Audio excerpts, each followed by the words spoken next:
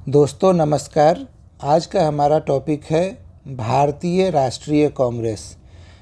इस वीडियो के अंतर्गत हम लोग भारतीय राष्ट्रीय कांग्रेस की स्थापना, भारतीय राष्ट्रीय कांग्रेस की स्थापना का उद्देश्य, उसके उत्पत्ति से संबंधित विवाद, नरम दल तथा गरम दल, इसके अतिरिक्त 1885 ईस्वी से लेके 1905 ईस्वी के बीच के प्रमुख अधिवेशन के बारे में चर्चा करने जा रहे हैं। आइए एक एक करके हम लोग चीज़ों को शुरू करते हैं।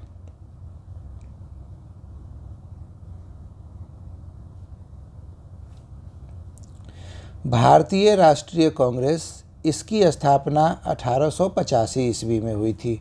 ठीक है, ये एक फैक्ट है महत्वपूर्ण। इन सारे फैक्ट को आप लोगों को ध्यान में रखना है। स्थापना कहाँ पे हुई थी? बम्बई में हुई थी। 28 दिसंबर को हुआ था। ठीक है, यहाँ डेट आपके लिए महत्वपूर्ण नहीं है, पर ये हमेशा ध्यान में रखिएगा कि 1885 ईस्वी के बाद जब भी इन लोगों का अधिवेशन होता है तो ये अधिवेशन दिसंबर महीने के अंतिम 3 दिन या अंतिम 4 दिन ही होता है। तो परीक्षा में यदि आपसे डेट पूछा जाए तो डेट के साथ कंफ्यूज नहीं होइएगा। वो एग्ज़ाम में जब भी डेट देगा तो वो 29 दिसंबर, 28 दिसंबर, 30 दिसंबर ऐसे नहीं देगा। वो इसमें से कोई एक डेट को उठा लेगा और इसके अतिरिक्त जो 3 डेट और उठाएगा, 3 नया विकल्प जो बनाएगा, वो कुछ दूर का विकल्प बनाएगा। तो ये ध्यान में रखिएगा कि हमेशा दिसंबर के अंतिम सप्ताह में या अंतिम 3 दिन ही कांग्रेस का अधिवेशन हुआ। ठीक है, कांग्रेस का पहला अधिवेशन है, इसीलिए जिस महाविद्यालय में हुआ था उसका नाम भी हमारे लिए महत्वपूर्ण है, जो है गोकुलदास तेजपाल संस्कृत महाविद्यालय। ठीक है, तो ये नाम हमें ध्यान में रख लेना है। किन किन लोगों ने भागीदारी की थी? तो कुल मिलाकर 72 लोगों ने हिस्सा लिया था कांग्रेस के प्रथम अधिवेशन में, जिसके अंतर्गत उस समय के राजनीतिक कार्यकर्ता तथा उस समय जो अखबार के प्रमुख संपादक थे, इन लोगों ने हिस्सा लिया था। तो प्रमुख भागीदार ए.ओ. ह्यूम जो थे, उन्हें कांग्रेस का संस्थापक माना जाता है। इसके बाद दादा भाई नौरोजी, फिरोज शाह मेहता, के.सी. तेलंग, दिनसा वाचा, वीर राघवाचारी, मालाबारी, जी सुब्रमण्यम अय्यर, ये सब लोगों ने हिस्सा लिया था। ठीक है, आपने जब पढ़ा था कि कांग्रेस से पूर्व की राजनीतिक संस्थाएं, तो यही सब नाम तो आपके सामने आया था। तो कांग्रेस से पूर्व की जितनी भी राजनीतिक संस्थाएं थी, सब के सदस्य एक साथ मिले और फिर भारतीय राष्ट्रीय कांग्रेस की स्थापना हुई। विभिन्न अखबारों के संपादक भी शामिल हुए थे। ठीक है, कौन कौन शामिल नहीं हुआ था, इससे परीक्षा में प्रश्न ऑलरेडी पूछा जा चुका है, आगे फिर से पूछा जाएगा, इसीलिए आपको ये ध्यान में रखना है। रानाडे शामिल नहीं हुए थे, सुरेंद्र मोहन बनर्जी शामिल नहीं हुए थे और आनंद मोहन बोस शामिल नहीं हुए थे। इसके पीछे का रीज़न ये है कि 1883 ईस्वी से लेकर 1885 ईस्वी तक नेशनल कॉन्फ्रेंस का अधिवेशन और भारतीय राष्ट्रीय कांग्रेस का अधिवेशन एक ही समय में होता था। ठीक है, तो जब एक ही समय में हो रहा है तो कोई व्यक्ति एक ही जगह शामिल हो सकता है। इस वजह से ये तीनों व्यक्ति ने नेशनल कॉन्फ्रेंस के अधिवेशन में शामिल होना चुना और ये भारतीय राष्ट्रीय कांग्रेस में नहीं आ सके। ये बेहद महत्वपूर्ण सवाल है, पहले भी बहुतों बार पूछा जा चुका है, आगे भी पूछा जाएगा। पहले डायरेक्ट पूछा जाता था, आगे इसे स्टेटमेंट बेस्ड बना के पूछा जा सकता है। कैसे सवाल बनाया जा सकता है कि आपसे पूछ लेगा कि सुरेंद्र नाथ बनर्जी भारतीय राष्ट्रीय कांग्रेस के प्रथम अधिवेशन में शामिल नहीं हुए, ये एक स्टेटमेंट हो गया। दूसरा स्टेटमेंट दे देगा कि सुरेंद्र नाथ बनर्जी भारतीय राष्ट्रीय कांग्रेस के अधिवेशन में शामिल नहीं हुए क्योंकि वो उस समय नेशनल कॉन्फ्रेंस के अधिवेशन में थे। ठीक है, अब ये 2 स्टेटमेंट हो गया। अब आपसे सवाल पूछेगा, स्टेटमेंट 1 सही है, स्टेटमेंट 2 सही है, दोनों सही है, कोई भी सही नहीं है। ठीक है, तो इस तरह से आपसे प्रश्न पूछा जा सकता है। आइए आगे बढ़ते हैं। भारतीय राष्ट्रीय कांग्रेस के पहले अधिवेशन में 9 प्रस्ताव पारित हुए थे। ठीक है, प्रस्ताव की संख्या महत्वपूर्ण नहीं है, मुख्यतः क्या क्या प्रस्ताव था वो प्रमुख है। हमें पता कहाँ से चलता है कि इस प्रस्ताव के बारे में, तो एक पुस्तक है, हिस्ट्री ऑफ कांग्रेस। किसने लिखा था? पट्टाभी सीतारमैया। पट्टाभी सीतारमैया ने हिस्ट्री ऑफ कांग्रेस पुस्तक लिखा था, जिससे हमें पता चलता है कि पहले अधिवेशन में 9 प्रस्ताव पारित हुए थे। ये प्रस्ताव जो है ये आपको न तो क्रम से याद रखना है, न ही पूरा प्रस्ताव याद रखना है, मोटी मोटी बातें याद रखनी है। जो उस समय भारत में अंग्रेज़ों से डिमांड किया जा रहा था, उन्हीं सारी बातों को यहाँ पे प्रस्ताव के अंतर्गत रखा गया था। पट्टाभी सीतारमैया का नाम हमें कैसे याद रखना है, तो हम आगे देखेंगे। भारतीय राष्ट्रीय आंदोलन के दौरान 1939 ईस्वी में त्रिपुरी संकट होता है। त्रिपुरी संकट क्या है, तो 1939 ईस्वी में कांग्रेस के अधिवेशन की अध्यक्षता करने के लिए अध्यक्ष का चुनाव होना है। तो चुनाव में एक साइड सुभाष चंद्र बोस चुनाव के लिए खड़े होते हैं, दूसरे साइड से यही पट्टाभी सीतारमैया खड़े होते हैं और गांधी जी पट्टाभी सीतारमैया का समर्थन करते हैं। इतनी बातें क्लियर हो गई। इस चुनाव में सुभाष चंद्र बोस विजय होते हैं और उन्हें कांग्रेस का अध्यक्ष बनाया जाता है। इस बात पे गांधी जी एक स्टेटमेंट देते हैं कि ये पट्टाभी सीतारमैया की हार नहीं है, ये मेरी हार है। और उसके बाद सुभाष चंद्र बोस इस्तीफा दे देते हैं और कांग्रेस को छोड़ देते हैं। ये डिटेल हम लोग आगे पढ़ेंगे, पर अभी इतनी बात समझने के लिए महत्वपूर्ण है। इतनी बातें क्लियर हो गई। अब इस हिस्ट्री ऑफ कांग्रेस से कांग्रेस के प्रस्ताव के बारे में, कांग्रेस के प्रथम अधिवेशन के प्रस्ताव के बारे में जो मुख्य बातें निकल कर आती है वो क्या क्या है, तो भारत में जो ब्रिटिश शासन चल रहा है इस समय, उस ब्रिटिश शासन के जांच के लिए एक कमीशन का गठन किया जाए, जिसे बोला गया रॉयल कमीशन का गठन। ठीक है।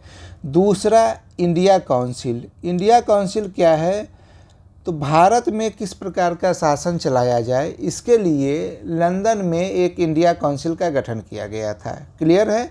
और ये इंडिया काउंसिल लंदन में बैठकर ये डिसाइड करती थी कि भारत में किस प्रकार का शासन चलाया जाए, और इसके ऊपर जो भी खर्च होता था वो खर्च भारतीयों को वहन करना पड़ता था। इसीलिए भारतीयों को लगता था कि इसकी कोई आवश्यकता ही नहीं है। भारत में किस प्रकार का शासन होगा ये लंदन में बैठा हुआ कोई व्यक्ति कैसे समझ सकता है, और उसका खर्चा हम क्यों उठाए।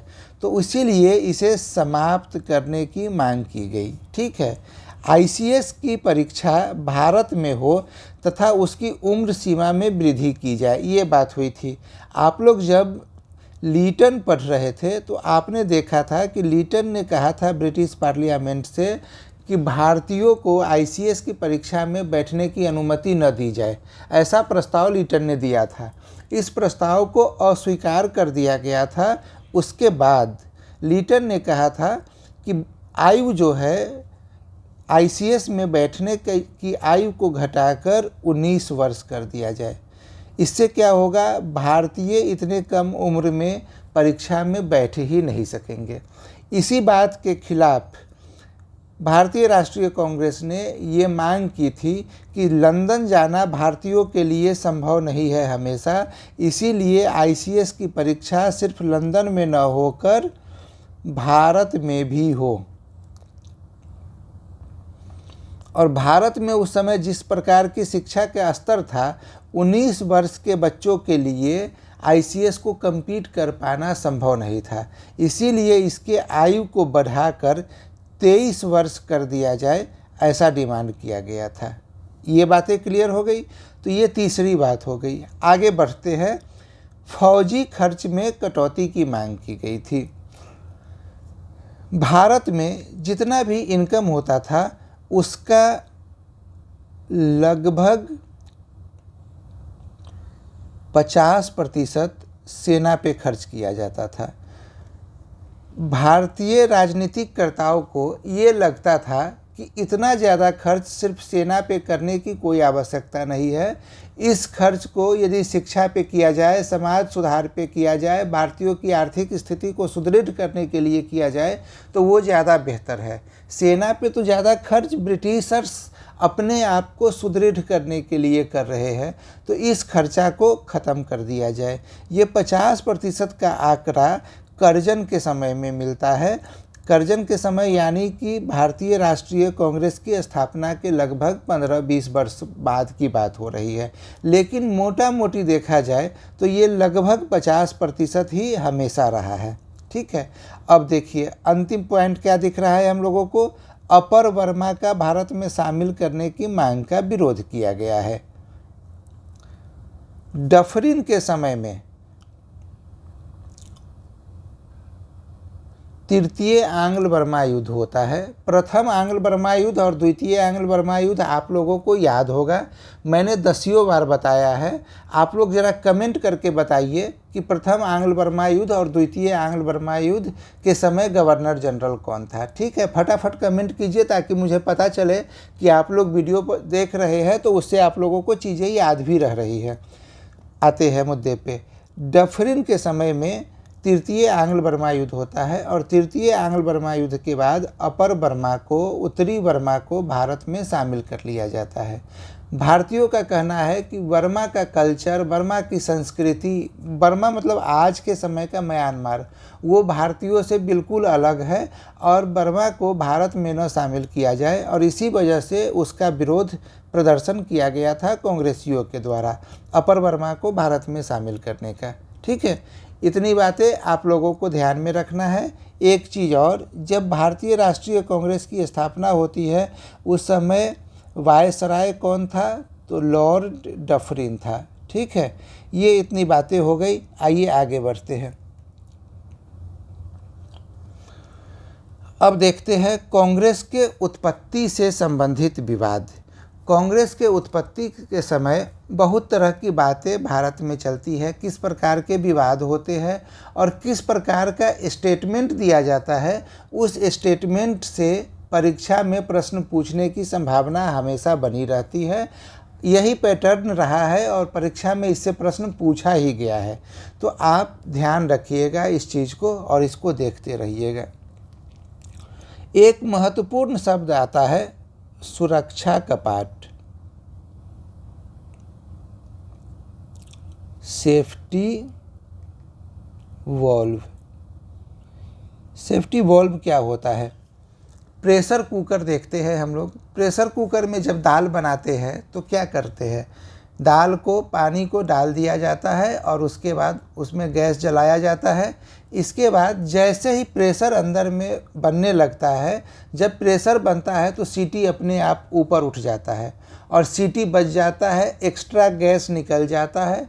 उसके बाद फिर से दाल पकने लगता है, फिर दोबारा प्रेशर ज़्यादा बनता है तो सीटी अपने आप उठता है और प्रेशर रिलीज होता है और फिर से दाल पकने लगता है। यही है सुरक्षा कपाट, यही है सेफ्टी वॉल्व। अंग्रेज़ों का मानना था कि कांग्रेस का उत्पत्ति इसीलिए हो रहा है कि कांग्रेस भारत में सामाजिक कार्य करेगी। भारत में जब अंग्रेज़ों के खिलाफ विद्रोह उत्पन्न होगा तो कांग्रेस भारतीयों के कुछ डिमांड को हमारे पास लाएगी और हम यानी कि अंग्रेज उन डिमांड को मान लेंगे। जब उस डिमांड को मान लेंगे तो भारत में हमारे खिलाफ जो विरोध हो रहा है वो विरोध ऑटोमेटिक समाप्त हो जाएगा। इसी वजह से डफरिन ने कांग्रेस के पहले अधिवेशन का स्वागत किया था और कांग्रेस के पहले अधिवेशन के बाद जो 72 लोग उसमें शामिल हुए थे उसे प्रीति भोज में भी बुलाया था। क्यों? क्योंकि डफरिन यही चाहता था कि कांग्रेस सिर्फ समाज सुधार के संबंध में कार्य करे, राजनीतिक कार्य से कांग्रेस अपने आप को दूर रखे और कांग्रेस का हम एक सेफ्टी वॉल्व के रूप में इस्तेमाल करेंगे। ये बात कहाँ से पता चलता है? तो ए.ओ. ह्यूम, जिसे कांग्रेस का संस्थापक माना जाता है, उसके जीवनी लिखने वाले का नाम है बेडर बर्न। वेडरबर्न ने अपनी पुस्तक में, जिसमें उसने ह्यूम की जीवनी लिखी है, ये बात कहा था कि ह्यूम यही चाहते थे कि कांग्रेस की स्थापना एक सेफ्टी वॉल्व के रूप में हो। और ये बात हमें कहाँ से पता चलता है? तो ये बात हमें पता चलता है लाला लाजपत राय के एक पुस्तक से। लाला लाजपत राय ने यंग इंडिया उनकी पुस्तक थी, ठीक है। इस पुस्तक में उन्होंने कहा था कि कांग्रेस का जन्म सुरक्षा कपाट के रूप में हुआ है। अब आप लोगों को सारी बातें ध्यान में रह जाएगी सुरक्षा कपाट से संबंधित, ठीक है। यंग इंडिया पुस्तक है। यंग इंडिया पत्रिका किसके द्वारा निकाला जाता है? तो ये पत्रिका महात्मा गांधी के द्वारा निकाला जाता है। ये फैक्ट भी याद रखिएगा। पूछे जाने लायक फैक्ट में से ये वेडरबर्न जरूर है, क्योंकि सवाल ऑलरेडी पूछा जा चुका है बहुतों बार 1990 से लेके 2023-24 तक कि कांग्रेस की स्थापना किसने की है। बेहद आसान सवाल हो जाता है, सब लोग सही करते हैं। परीक्षा में आसान सवाल हमेशा पूछा जाता है, लेकिन यदि ये पूछ लिया जाए अब अगला सवाल कि कांग्रेस के संस्थापक ए.ओ. ह्यूम के जीवनीकार कौन है, तो जीवनीकार का नाम है वेडरबर्न, ठीक है। ये ध्यान में रखिएगा कि लाला लाजपत राय ने सुरक्षा कपाट कहा था, ऑलरेडी पूछा जा चुका है। अब आगे पूछा जा सकता है कि लाला लाजपत राय ने अपने किस पुस्तक में ये बात कही थी। आगे देखिए, गोपाल कृष्ण गोखले ने कहा था कि कांग्रेस का गठन एक तड़ित चालक के रूप में हुआ था। डफरिन ने इसे अल्पसंख्यकों का प्रतिनिधि कहा था। किसे? कांग्रेस को। इसके पीछे का रीज़न क्या है? शुरुआती दिनों में तो सारी चीज़ें ठीक चल रही है, ठीक है। डफरिन चाह रहा है कि ये एक सामाजिक सुधार के एक तरह से कांग्रेस की स्थापना हुई हो। प्रीति भोज पे बुलाया जाता है, लेकिन आप लोगों को याद होगा एज ऑफ कंसेंट बिल, समाज सुधार को लेकर लड़कियों के विवाह की न्यूनतम आयु 12 वर्ष तय की गई थी एज ऑफ कंसेंट बिल में, ठीक है। 1891 ईस्वी में ये बिल पास किया गया था। और जब ये बिल पास हुआ था तो उसके बाद कांग्रेस से पूछा गया था इस पे अपना राय। तो कांग्रेस ने कहा था कि हम समाज सुधार से संबंधित कार्यों में विश्वास नहीं करते हैं, हम एक राजनीतिक संस्था है, ठीक है, और हम राजनीतिक रूप से जो कार्य होगा उसमें मुख्य रूप से भागीदार बनेंगे। और इसके बाद जब विरोध उत्पन्न होता है तो विरोध उत्पन्न होने पे डफरिन ने कहा था कि कांग्रेस बस मुट्ठी भर लोगों का प्रतिनिधित्व कर रही है, ये पूरे भारतीयों का प्रतिनिधित्व नहीं कर रही है, और इसीलिए अल्पसंख्यकों का प्रतिनिधि कहा था डफरिन ने, ठीक है, याद रहेगा। तिलक ने इसे बरसाती मेढक कहा था। बरसाती मेढक आप लोग जानते होइएगा, जब बारिश होती है कहीं पे पानी इकट्ठा होता है तो मेढक बाहर निकलते हैं। जब तक बारिश होती रहती है 2 दिन 4 दिन तक ये मेढक टरटराता रहता है, और उसके बाद ये टरटराना इसका समाप्त हो जाता है और मेढक शांत हो जाते हैं। तो कांग्रेस के अधिवेशन के बारे में तिलक का भी यही कहना है कि कांग्रेस सिर्फ 3 दिन के लिए इकट्ठा होती है किसी भी स्थान पे। इकट्ठा होने के बाद ये कुछ प्रस्ताव पारित करती है, पर वो प्रस्ताव कैसे एग्जीक्यूट हो इसके बारे में कांग्रेस कुछ भी नहीं करती है, ठीक है। तिलक का मानना था कि एक वर्किंग कमेटी बने कांग्रेस के भीतर, और ये वर्किंग कमेटी का सुझाव दे कि कांग्रेस के प्रस्तावों को कैसे एग्जीक्यूट किया जाए, और ये वर्किंग कमेटी ये ध्यान रखे कि 1 साल कांग्रेस क्या क्या कार्य कर रही है, ठीक है। पर इस बात को नहीं माना गया। और ये बात कब माना जाता है? जब तिलक की मृत्यु हो जाती है। तिलक की मृत्यु होगी 1 अगस्त 1920 को। ये दिन बहुत महत्वपूर्ण है, आप लोगों को ध्यान में रखना होगा। असहयोग आंदोलन की शुरुआत होती है इसी दिन से। 1 अगस्त 1920 के दिन से ही असहयोग आंदोलन की शुरुआत होती है, और तब महात्मा गांधी के द्वारा कांग्रेस के भीतर वर्किंग कमेटी की स्थापना की जाती है। क्लियर हो गया? और इसकी मांग तिलक जो है सो लगभग इससे 30 वर्ष पहले ही कर रहे थे, ठीक है। तो तिलक समझ गए कि इस अधिवेशन का कोई बहुत ज़्यादा औचित्य अभी के समय में नहीं है, और तब इन्होंने कांग्रेस को बरसाती मेढक की संज्ञा दी थी। कमोबेश यही बात अश्विनी कुमार दत्त का भी था, और अश्विनी कुमार दत्त ने कांग्रेस को 3 दिनों का तमाशा कहा था। बदरुद्दीन तैयब जी, ये हम लोगों ने पहले भी इनके बारे में देख रखा है, पढ़ रखा है। कांग्रेस के प्रथम मुस्लिम अध्यक्ष कौन बनेंगे? तो बदरुद्दीन तैयब जी बनेंगे। ठीक है, तो इन्होंने एक नारा दिया था लोगों से, कांग्रेसी बनो का। ठीक है, कांग्रेसी बनो का नारा देने के पीछे क्या कारण था? इस समय सैयद अहमद खान मुसलमानों के एक गुट का प्रतिनिधित्व करते थे और यही वो दौर है जब वो अंग्रेज़ों की भक्ति में लिप्त हो गए थे। ठीक है, और इसी वजह से सैयद अहमद को सर की उपाधि दी गई थी। तो वो उनके समर्थक जो है सो एक साथ अंग्रेज़ों के समर्थन में रहते थे और इसी कारण से बदरुद्दीन तैयब जी ने मुसलमानों को खास करके कांग्रेसी बनो का नारा दिया था, जो एक संदेश देता था कि कांग्रेसी बनो कहने का मतलब है कि आप अंग्रेज़ों के खिलाफ है, आप अंग्रेज़ों के खिलाफ एक राजनीतिक संस्था से जुड़ रहे हैं। चलिए अब कुछ छोटी मोटी बात और। भारतीय राष्ट्रीय कांग्रेस के पहले अध्यक्ष कौन थे? तो WC बनर्जी। ठीक है, और इन्होंने एक स्टेटमेंट दिया था, कांग्रेस डफरिन की कृपा से बना है। ठीक है, इस बात को आप लोग ध्यान में रख लीजिएगा। कांग्रेस के बारे में हमारी ठीक ठाक चर्चा हो गई है।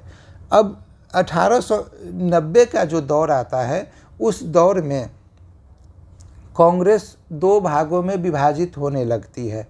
अलग विभाजित होती नहीं है, पर विचारधारा के आधार पे विभाजित होने लगती है। एक है नरमपंथी, दूसरा है गरमपंथी। ये दोनों विचारधारा क्या है, आइए जरा इस पे चर्चा करते हैं एक एक करके।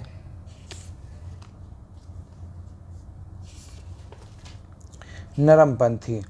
कांग्रेस दल में नरमपंथी विचारधारा वाले लोग ये चाहते थे कि वो सुधार की बात करेंगे अंग्रेज़ों से, और जो सुधार की बातें होगी वो सुधार की बातें आर्थिक, प्रशासनिक और राजनीतिक सुधार की बात होगी। ये अनुनय विनय का जो है रोल मॉडल बनाएंगे और ये अंग्रेज़ों से अनुनय विनय करेंगे। देखिए, आवेदन, निवेदन और प्रतिवेदन की बात हो रही है, यानी कि ये जो नरमपंथी लोग हैं, ये नरमपंथी लोग अपनी बातों को कि किस प्रकार की सुधार चाहिए भारत में, कैसी सुधार, आर्थिक, प्रशासनिक, राजनीतिक सुधार, उस सुधार के बारे में अखबार में लिखेंगे। अंग्रेज़ों को जो है सो चिट्ठी लिखेंगे और चिट्ठी लिख के अपनी बातों को कहेंगे। नहीं बात मानी जाएगी तो धरना देंगे शांतिपूर्वक और उसके बाद अपनी बातों को मनवाने का प्रयास करेंगे अनुनय विनय की नीति से, आवेदन, निवेदन और प्रतिवेदन की नीति से। लेकिन जो संविधान उस समय भारत में है, उस संविधान की सीमा में रहकर विरोध होगा। संविधान से बाहर जाकर विरोध करने की बात ये नरमपंथी नहीं करते हैं। ठीक है, इस नरमपंथी दल का नेतृत्व कौन कर रहे हैं? गोपाल कृष्ण गोखले। ठीक है, दादा भाई नौरोजी। जब कांग्रेस का दूसरा अधिवेशन होगा तो उसके अध्यक्ष कलकत्ता में होगा, दूसरा अधिवेशन दादा भाई नौरोजी रहेंगे। फिरोज शाह मेहता, KT तेलंग, तैयब जी, राणा डे, रास बिहारी बोस। अब देखिए, ये जितने भी लोग हैं ये सब के सब इंटेलेक्चुअल है, लेकिन ये भारतीयों से बहुत ज़्यादा जोड़ने का प्रयास नहीं करते हैं। ठीक है, महात्मा गांधी जब तक भारतीय राजनीति में प्रवेश नहीं करते हैं, ये लोग एक एलीट क्लास के लोग हैं। इस एलीट क्लास बताने के लिए मैं एक बात बताऊं, ये फिरोज शाह मेहता जब छुट्टी मनाने जाते थे ना, तो इनके लिए एक सैलून बुक होता था। सैलून समझते हैं? आज के समय में यदि राष्ट्रपति को ट्रेन पे चढ़ना होगा तो राष्ट्रपति जिस ट्रेन पे चढ़ेंगे उसे सैलून बोला जाता है। तो सैलून बुक करके ये अपनी छुट्टियां मनाने जाते थे। जस्टिस रानाडे जब छुट्टी मनाने गए थे एक बार, तो इनके साथ इनके 4 कुत्ते भी गए थे छुट्टी मनाने के लिए। ठीक है, तो ये अपना एक जीवन जिसको बोलते हैं ना एलीट क्लास का लाइफ, वो जीते थे और ये समाचार पत्रों में कुछ बातें लिख दिए, अंग्रेज़ों से कभी कोई डिमांड कर लिया और समझते थे कि यही भारतीय राजनीति असल राजनीति है। ठीक है।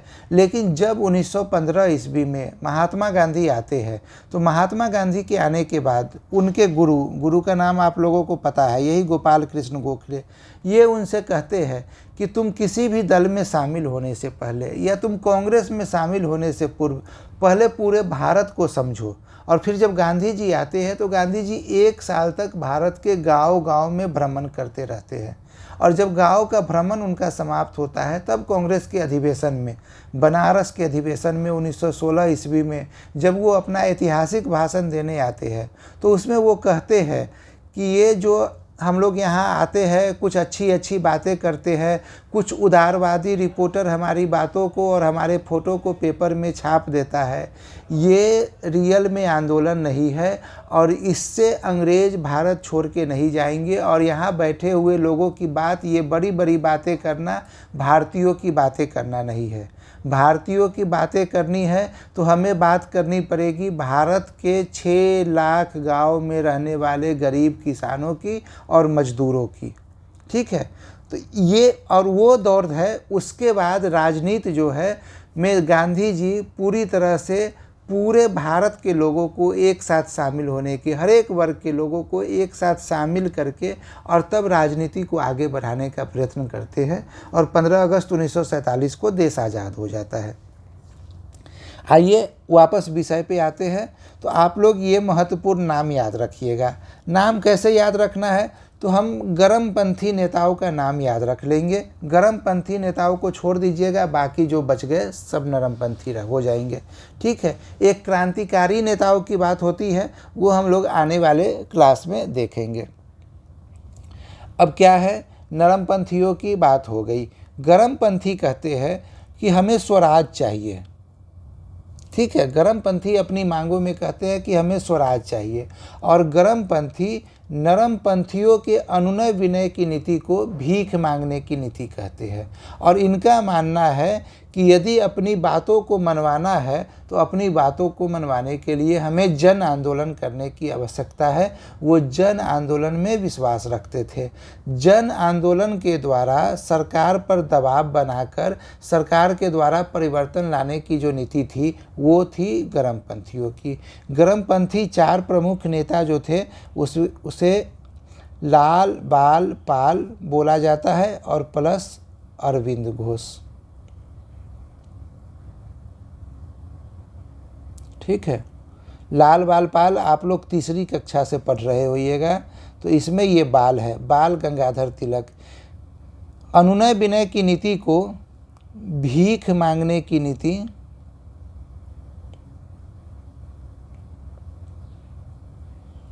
किसने कहा था? बाल गंगाधर तिलक ने। लाला लाजपत राय के बारे में हम लोग ऑलरेडी देख चुके हैं कि लाला लाजपत राय ने यंग इंडिया नामक पुस्तक में कांग्रेस को सेफ्टी वॉल्व कहा था, ठीक है, कि कांग्रेस की स्थापना सेफ्टी वॉल्व के रूप में हुई थी। इन गर्मपंथी नेताओं में जो सबसे उग्र थे, जिनकी कार्यशैली सबसे उग्र थी, वो अरविंद घोष थे, ठीक है।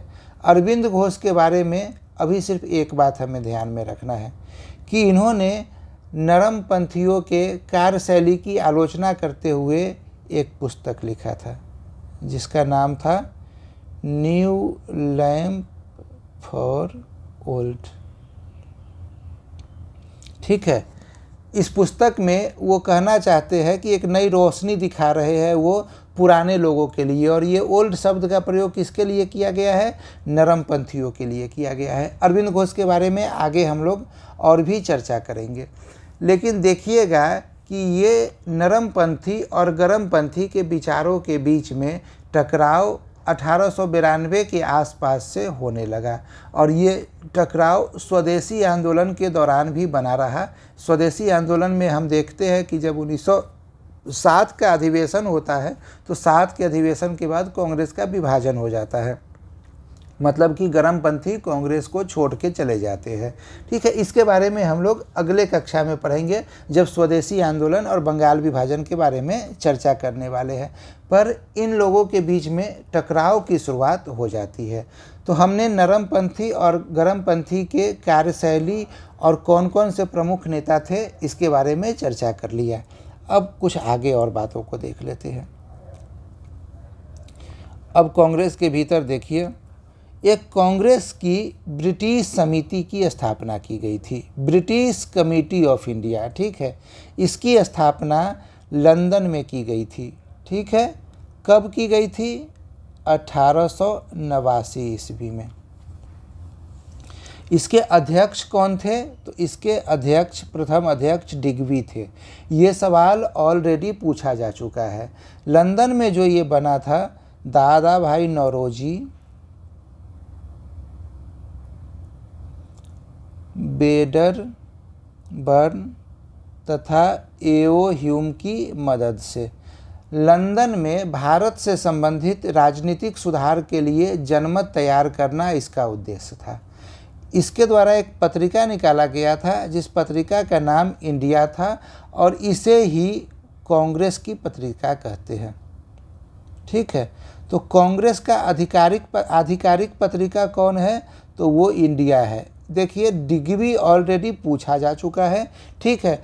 पर ये ब्रिटिश कमेटी ऑफ इंडिया या कांग्रेस की ब्रिटिश समिति एक महत्वपूर्ण चीज़ है, ठीक है। लंदन में भारतीयों के लिए जनमत तैयार करने की बात हो रही है और मदद कौन कर रहा है? तो अंग्रेज, डिग्बी, बेडरबर्न, ह्यूम, ये सब मदद कर रहे हैं। इस वजह से जो है ये इम्पोर्टेंट हो जाता है। तो ये सारी बातें आप लोग ध्यान में रख लीजिएगा। आगे बढ़ते हैं। कांग्रेस के कुछ प्रमुख अधिवेशन को हम लोग देख लेते हैं। 1885 बम्बई WC बनर्जी, ये हमने ऑलरेडी देख लिया है। अब 1886 ईस्वी में अधिवेशन होता है कलकत्ता में, अध्यक्षता करते हैं दादा भाई नौरोजी, ठीक है।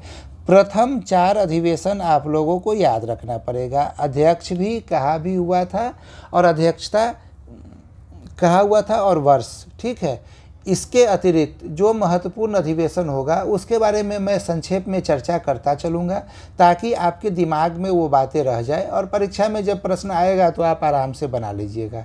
क्योंकि जब ऑब्जेक्टिव एग्जाम होना है तो 4 ऑप्शन तो रहना ही है। यदि आप चीज़ों को भूलिएगा भी तो आपके पास ऑप्शन होगा जो चीज़ों को रिकॉल करा देगा, ठीक है। एक बात कांग्रेस के समय हमेशा ध्यान रखिएगा कांग्रेस के बारे में कि कांग्रेस का अधिवेशन जिस स्थान पे होता है उसके अध्यक्ष उस स्थान से नहीं होते हैं। अब 1887 ईस्वी में मद्रास में अधिवेशन होता है जिसकी अध्यक्षता बदरुद्दीन तैयब जी करते हैं। 1888 ईस्वी में इलाहाबाद में होता है जिसकी अध्यक्षता जॉर्ज यूल करते हैं। अब आते हैं 1891 ईस्वी। 1891 ईस्वी में नागपुर में होता है कांग्रेस की अधिवेशन और इसकी अध्यक्षता आनंद चार्लू करते हैं। कांग्रेस के नाम के साथ राष्ट्रीय शब्द जोड़ दिया जाता है। ये राष्ट्रीय शब्द जोड़कर कांग्रेस को भारतीय राष्ट्रीय कांग्रेस बोला जाने लगता है 1891 के बाद। अब 1895 में कांग्रेस का अधिवेशन पुणे में होता है जिसकी अध्यक्षता सुरेंद्रनाथ बनर्जी के द्वारा किया जाता है। ये देखा गया था कि 1895 से पूर्व नेशनल सोशल कॉन्फ्रेंस और कांग्रेस का अधिवेशन एक ही स्थान पे होता था और तिलक इसका विरोध कर रहे थे कि एक स्थान पे अधिवेशन होने से चीज़ें अव्यवस्थित हो जा रही है। और फाइनली 1895 वो वर्ष है जिस वर्ष नेशनल सोशल कॉन्फ्रेंस का अधिवेशन कांग्रेस के साथ नहीं होगा, ये तय कर दिया जाता है, ठीक है। आगे बढ़ते हैं। 1896 ईस्वी में कांग्रेस का अधिवेशन पुनः कलकत्ता में होता है। सयानी के द्वारा अध्यक्षता किया जाता है। पहली बार वंदे मातरम यहीं गाया जाता है और धन के निष्कासन के सिद्धांत को कांग्रेस के द्वारा स्वीकार कर लिया जाता है। दादा भाई नौरोजी, RC दत्त, रजनीपाल दत्त, जस्टिस रानाडे, ये सारे लोग धन के निष्कासन के बारे में बता रहे थे, पहले से ही बोल रहे थे। पर कांग्रेस के द्वारा 1896 ईस्वी में इस सिद्धांत को स्वीकार कर लिया जाता है कि अंग्रेज़ों की आर्थिक नीति की वजह से भारत का धन भारत से बाहर ब्रिटेन में जा रहा है। 1901 ईस्वी में कांग्रेस का अधिवेशन कलकत्ता में होता है। ये महत्वपूर्ण क्यों है? क्योंकि महात्मा गांधी पहली बार इसी अधिवेशन में भाग लेते हैं। कांग्रेस के 1901 के कलकत्ता अधिवेशन में महात्मा गांधी पहली बार भाग लेते हैं। इसके अतिरिक्त दिनसा वाचा एक ही बार ऐसे व्यक्तित्व है जो कांग्रेस के अध्यक्ष पद पे भी थे और सचिव पद पे थे। जब से कांग्रेस का गठन हुआ था 1885 ईस्वी से लेकर 1900 ईस्वी तक, तब तक कांग्रेस के सचिव के पद पे A.O. ह्यूम ही थे। तो यदि आपसे परीक्षा में पूछ लिया जाए कि 1885 महत्वपूर्ण है क्योंकि पहला अधिवेशन था, कांग्रेस के सचिव कौन थे, तो A.O. ह्यूम थे। ये 1901 ईस्वी इकलौता एक वर्ष है जब कांग्रेस के सचिव और अध्यक्ष दोनों पद पे एक ही व्यक्ति दिनसा वाचा थे। दिनसा वाचा के बारे में मैं एक बार फिर से आप लोगों को याद दिला दूं कि जब लीटन की आक्रमणकारी नीति के बाद रिपन भारत में आता है और रिपन जब उदारवादी नीति को अपनाता है, तो दिनसा वाचा यही बोलते हैं कि हम लीटन जैसे लोगों को तो संभाल सकते हैं, डर तो रिपन से लगता है। क्यों? क्योंकि रिपन जैसे लोगों की वजह से या रिपन की उदारवादी नीति की वजह से जो आंदोलन है वो आंदोलन शिथिल पड़ने लगता है। ये बातें यदि आप लोगों को याद हो गई होगी, रिकॉल कर पा रहे होइएगा, तो ज़रा कमेंट करके ये सर लिखिए ताकि मैं समझ पाऊँ कि आप लोगों को गवर्नर जनरल भी याद है। ठीक है, अब आगे बढ़ते हैं 1911 ईस्वी में।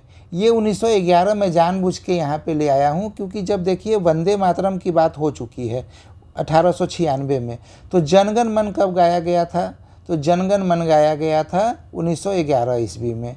और विशन नारायण धर जो है ये इसके अध्यक्ष थे और ये अधिवेशन कलकत्ता में हुआ था। ठीक है, इतनी बातें क्लियर हो गई। आगे बढ़ते हैं। आज के क्लास को हम लोग यहीं पे रोकते हैं और जब हम लोग अगले क्लास में मिलेंगे तो हम लोग स्वदेशी आंदोलन, उसका कारण का मतलब है बंगाल विभाजन, और उसका परिणाम मुख्यतः क्या है, कांग्रेस का विभाजन। ठीक है, यानी सूरत अधिवेशन, इसके बारे में चर्चा करेंगे। उम्मीद करता हूँ आप लोगों को वीडियो पसंद आएगा। यदि वीडियो पसंद आता है तो वीडियो को लाइक करें, कमेंट करके बताएं कि वीडियो पसंद आ रहा है और ये परीक्षा उपयोगी है। ठीक है, इसके अतिरिक्त अपने दोस्तों के बीच में इस वीडियो को शेयर करें और उन्हें भी बोले चैनल को सब्सक्राइब करने के लिए। धन्यवाद।